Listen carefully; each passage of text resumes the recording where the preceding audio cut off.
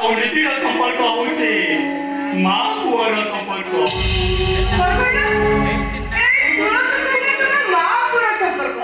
ମୁଁ ଈଶ୍ୱରଙ୍କୁ ଗୋଟେ ବୁଝି ଭାବୁଛ ମୋତେ ସବୁ ସମୟରେ ଏମିତି ଗୋଟେ କଳକିନି ମା ମିଳୁଥାଉ ଯାହାକୁ ମୁଁ ଦିନରେ 1000 ଥର ମା ବୋଲି ଡାକିବି।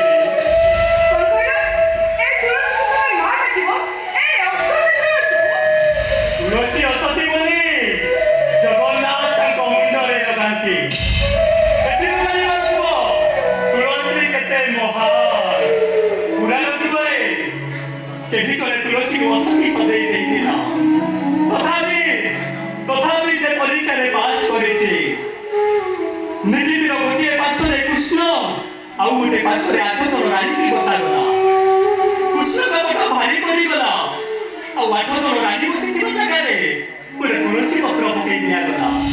ଆଉ ତାପରେ ଯାହା ହେଲା ଏ ସାରା ଦୁନିଆ ଜାଣିଛି।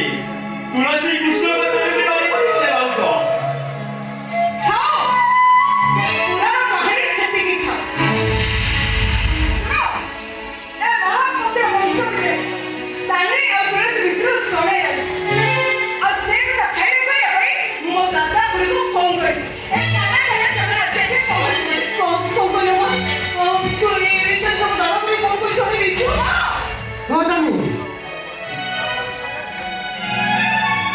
ଘର କଥା